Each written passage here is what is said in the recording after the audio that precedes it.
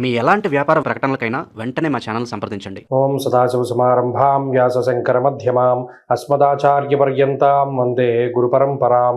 జ్యోతిషశాస్త్రాన్ని భావితరాల వారికి ప్రసాదించిన ఋషుల యొక్క పాదపద్మాలకి నమస్కారం చేసుకుంటూ, అలాగే నాకు ఈ జ్యోతిష విద్యను నేర్పిన గురువర్యులు జ్యోతిష బ్రహ్మ కీర్తిశేషులు శ్రీ ఈరంకి సూర్యనారాయణమూర్తి గారు, సూర్య శ్రీ దైవజ్ఞ గారి యొక్క పాదపద్మాలకి నమస్కారం చేసుకుంటూ, ఓం శ్రీ మహాగణాధిపతి నమః, శ్రీ గురుభ్యో నమః, హరి ఓం.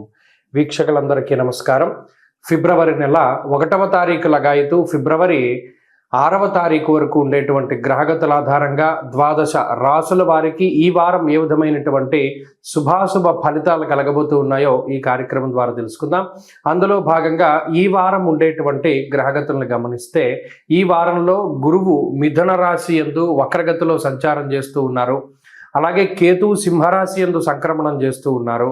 అలాగే మకర రాశి యందు రవి కుజులు సంచరిస్తూ ఉన్నారు.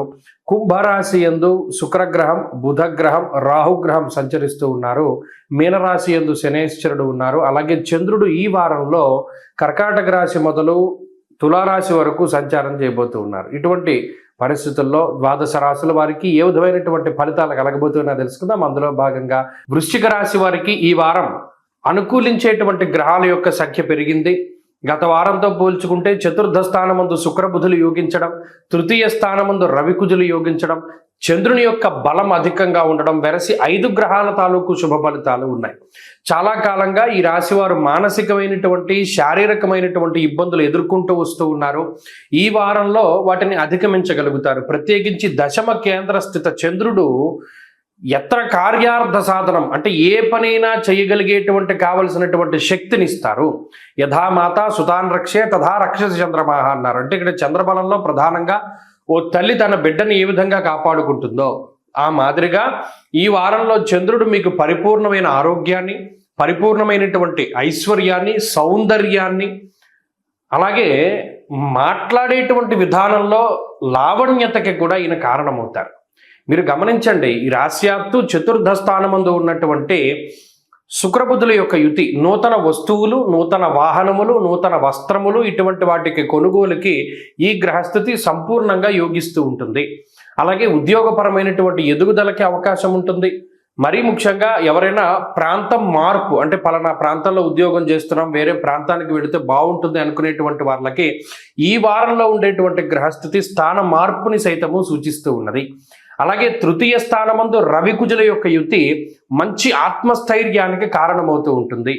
తృతీయ స్థానంలో ఆరోగ్యం, నిత్య సంతోష అన్నారు. అంటే ప్రతినిత్యం సంతోషభరితమైనటువంటి వాతావరణాన్ని అనుభవించడానికి రవి కారణమవుతారు.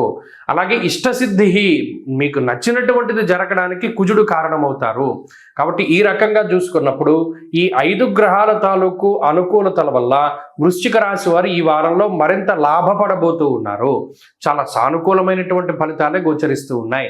విద్యా సంబంధమైనటువంటి, అలాగే ఉద్యోగ సంబంధమైనటువంటి, వ్యాపార సంబంధమైనటువంటి విషయాలలో అనూహ్యమైనటువంటి మార్పులు జరిగి అవన్నీ మీకు అనుకూలంగా ఉండబోతూ ఉన్నాయి. ప్రత్యేకించి కుటుంబ సభ్యులు ఏదైతే మీకు సపోర్ట్ లేక ఒక్కరూ కష్టపడుతూ ఉన్నటువంటి సందర్భాలు ఉన్నాయో అటువంటివి ఏమీ లేక కొంత సపోర్ట్ దొరికేటువంటి పరిస్థితులు ఉంటాయి. మీకంటూ కొంత మీరు సమయాన్ని వెచ్చించుకోగలుగుతారు, కుటుంబ సభ్యులకి సమయాన్ని వెచ్చించగలుగుతారు, సమయాభావాన్ని పరిపాలన చేస్తూ ముందుకు వెళ్ళగలుగుతారు.